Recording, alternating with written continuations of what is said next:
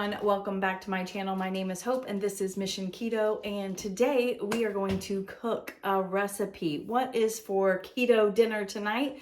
Well, the day I'm making this, it is Tuesday, and instead of Taco Tuesday, we're gonna do Enchilada Tuesday. So I'm pretty excited about this. I'm gonna bring it down to the counter, show you all the ingredients, and basically you can just make enchiladas however you normally make them.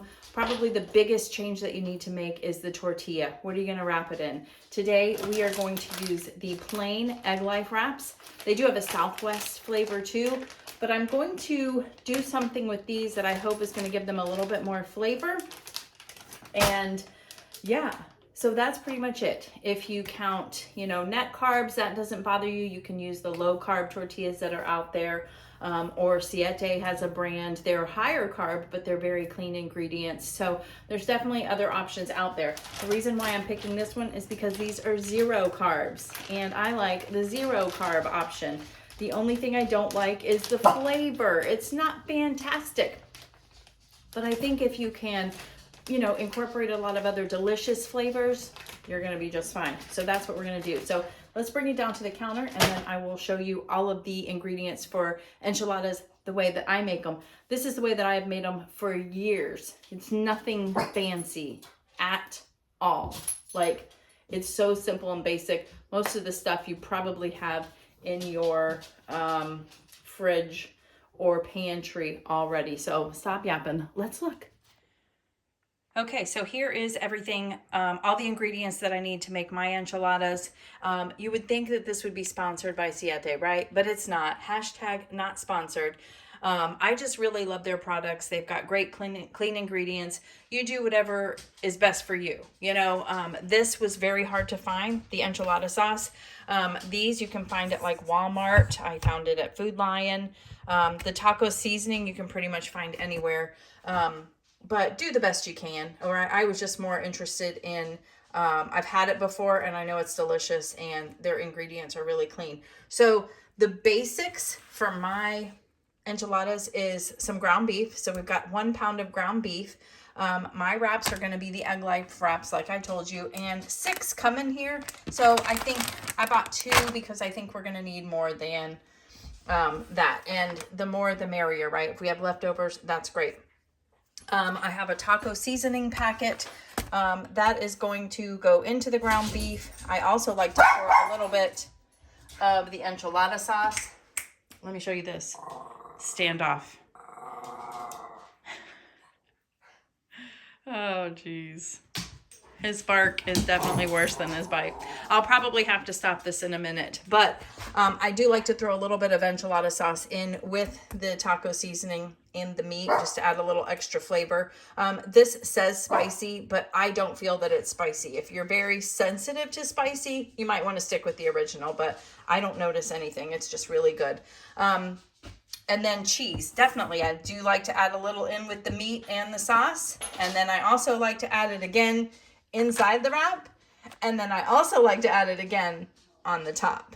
I love the cheese in this. I think that's what makes this so delicious. Some optional things is this jalapeno creamy. It's just so delicious. This sauce, that'll probably just be separate for my plate. We had half an avocado in the fridge. So I might just chop this up, make sure that it gets used, but it'd be a great topping option. And then gotta have the sour cream. And this is the Good Culture sour cream that I got from Whole Foods this weekend. If you didn't see that haul, I will link it for you, but really good clean ingredients. I love sour cream anyways. And this is, I think Daisy might be 1 total carb per serving, but look, I mean, the ingredients are just what you need to make sour cream, nothing extra. So, all right, so what we're gonna do first is just, I'm gonna speed things up, but I will show you how I'm browning up the meat and adding, all my different ingredients and flavors. So let's go.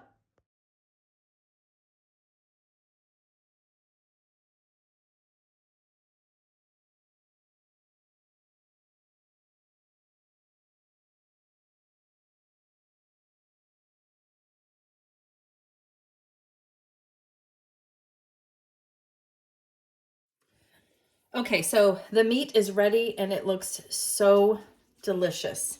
I like it not to be runny, but I like the meat to be very crumbly, if that makes sense. So this is the dish that we're going to be making it in. And so I just wanted to show you how I prep it.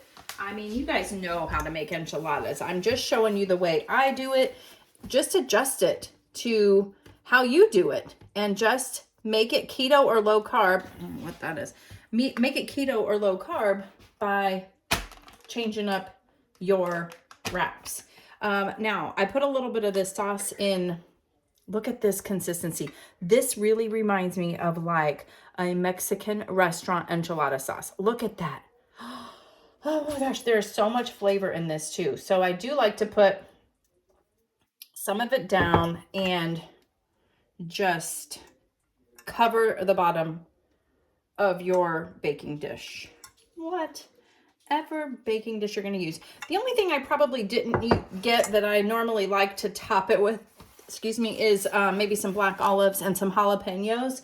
You could definitely put some diced green chilies. Again, just make it how you want it. But I told you this is a very simple one I've made the entire time Andy and I've been together, because he's not ever been big into like the chilies or onions and crunchy vegetable things in his meat. So that's why I've always made things without it. Let me show you what this looks like though. Look at that. So I tried to soak up as much of the sauce. You want it a little bit saucy, but you want it soaked up. Now I put the seasoning packet in here, very little bit of the enchilada sauce, and like a handful of some cheddar cheese too that I shredded in my meal prep video. So it's ready to go. And you can't see any of that, but all the flavors are there. We're gonna let that cool for just a little bit. And then I'm just gonna put a little bit, I'm gonna open these up and put a little bit of meat, a little bit of cheese, roll them up, throw them in the sauce. Then we're gonna throw sauce all over it. And we're probably gonna put, I mean, I might need more cheese, quite frankly, but we'll see. We'll see. I'm so excited. I love enchilada night, taco salad night, burrito night, you name it, I love it. I almost forgot to share with you what I wanted to do to see if I can make the wraps just a little more flavorful. So I'm just going to kind of dunk them in the sauce. And this is another reason, shh, Ralphie, it's okay. She's not even paying attention to you. This is another reason that I'm glad I got 2 of the enchilada sauce, because this might soak up a little bit more, but I think that's going to help with the flavor on this. So I won't show you every single one, but that's basically what I'm doing that for.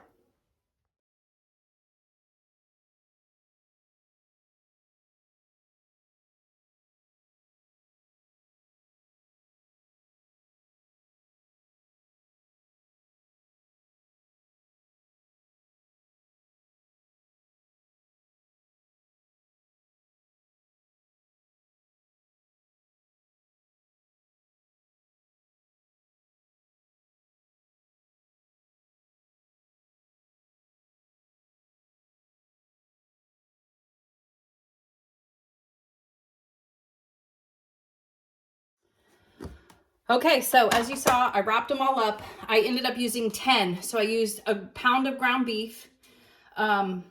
You could probably get away with using 1 of these, but I just like a little extra sauce. There's still some left, but you know, you can use that for other things too. So a pound of ground beef. I used about a pound of cheese. Yes, a whole block. Half of that 2-pound block that I got from Costco. And then 8 of the Egglife wraps. 1 taco seasoning packet. And yeah, so pretty excited. I did go get a little more cheese because I had already used some of that pound of cheese for other things. So I figure it's about a pound when you add the little I'm taking from this one. I just need just a little bit more because you know, you guys are casserole lovers like me too. And this has that kind of feel, a casserole feel, because you're bringing it out of the oven with melted cheese, and that just kind of adds to it, right? So here's where I would also add, if you're gonna do like jalapenos or even some jalapeno juice or black olives, anything else that you wanna add on that you don't care gets cooked. I'm gonna put this in a 350-degree oven probably for about 30 minutes, just until the cheese is all bubbly. And I'll show you what it looks like when it comes out and when I make my plate. I'm excited. Make sure you comment down below. Let me know how you make your enchiladas. And also hit that like button for me, guys. Thank you. Okay, here it is just out of the oven. You can see it's bubbling a little bit. The cheese has gotten kind of brown. Looks like a good dish of enchiladas, doesn't it? So we're gonna let it cool for a few minutes and then I will show you my plate. We'll try it. All right, so on this part I had to do a voiceover because there was a lot of background noise going on and it's not my house and I have to respect that. I can't expect everyone to just halt everything they're doing, right? So I did the taste on this and it is delicious. If there is anything of mine that you have made, this is definitely in the top 5. Andy was very happy about it too. He's ready for me to make it again. And yeah, so let me know if you try it. We will have the recipe down below. The link to it is on our website. Thanks for watching. Bye.